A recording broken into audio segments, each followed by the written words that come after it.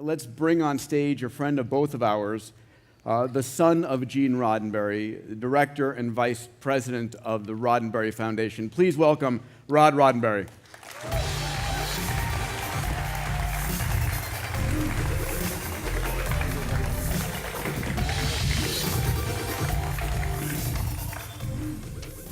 So, thanks, pal. Thank you for coming out. No, thank you for having me. Most I can detect from here. Yeah, does anyone have a tricorder? A viral cloud. Actually, we do have a tricorder. Dr. Eric Veary. There we go. Thank you. Is it working? What's it? Here we go. Can we get the sound? Yeah. No? Oh, let's see. Operator error. Doctor, please come out and... That's not a good sound, I think. So Yeah. I get a over text. here. Okay, you can shut up now. I get a text from Rod about an hour and a half ago saying I've got 102.3 fever and I'm in bed. What do I do? I said, take drugs and come on over, please. Yep. Yeah, and that's what I did, and happy to be here. And you know what? I actually just want to thank the XPRIZE and Qualcomm.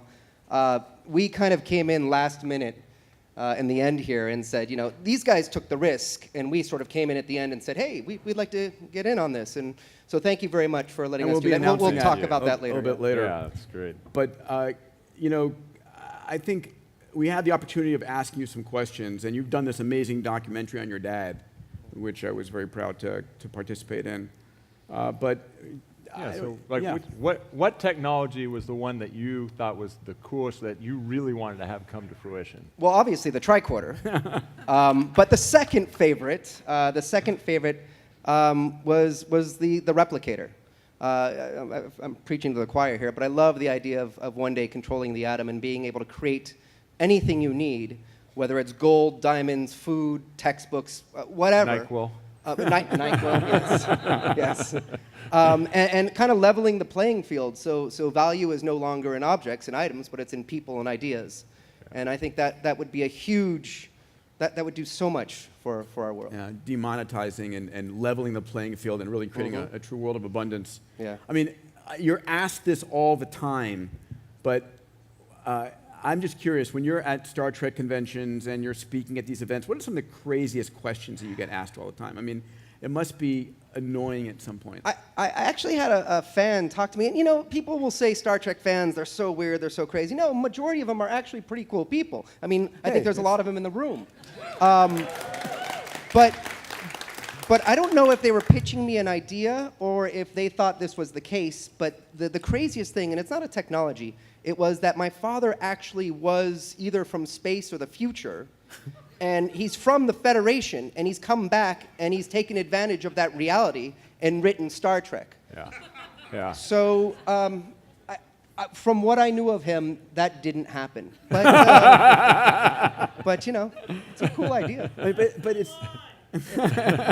but it is extraordinarily, it was extraordinarily prescient how much he created 50 years ago that is relevant today. I mean, I know that most of Qualcomm's patent portfolio is based on Star Trek technology, isn't that the case? Lawyer in the room? We don't allow lawyers in the room, sorry. It's an interesting cycle because my father, one of his main things, his credo, is believability.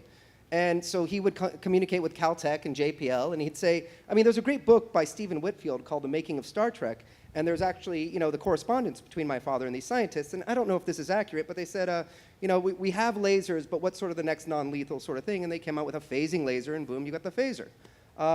It's not that easy, but my version.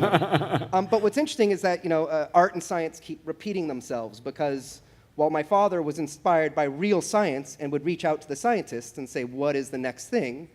I've obviously heard throughout the years that there are technologists and scientists out there who are basing a lot of what they do, at least on the concept of what was seen in Star Trek. I mean, no question. You know, as an engineer and having done a lot of technology and product development, that absolutely inspired people. And just to see that vision out there because that's a very hard thing to come up with. Just like, what should you do? You have all these technology, and you often hear people talk about engineers building technology for technology's sake because it's kind of fun for them.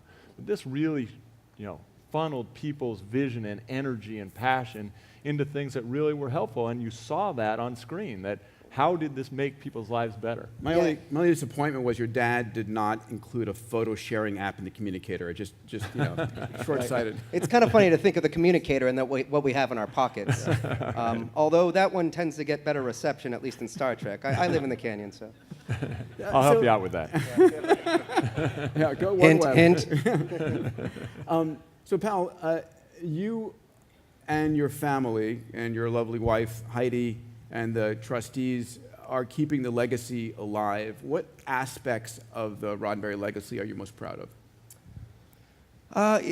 For me, it's always been about the philosophy. Fans have been coming up to me for years and telling me these amazing stories about how they were inspired by Star Trek. And I think inspiration is the most important thing in what we all do.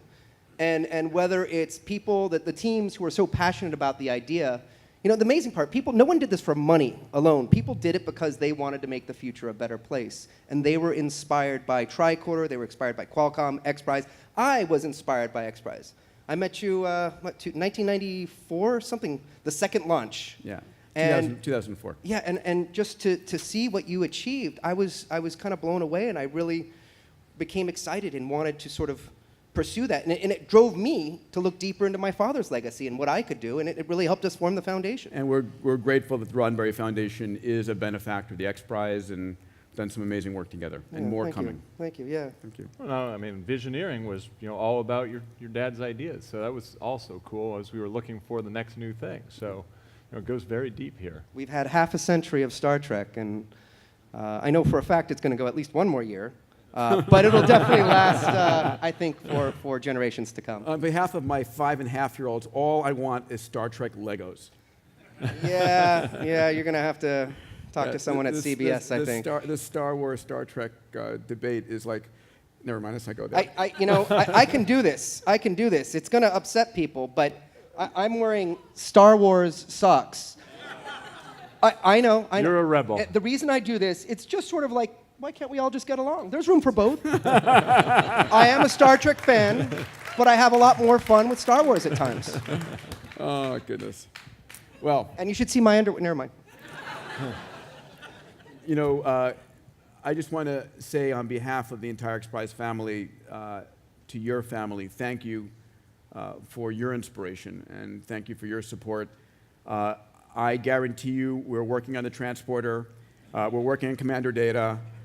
We are working on it all. And Warp Drive, God darn, yes, Warp Drive. And the Replicator. The Replicator, dude. Well, we've kind of already got that to some degree with 3D printing, 3D right? printing, nanotechnology coming, but it's a great game plan. Yeah.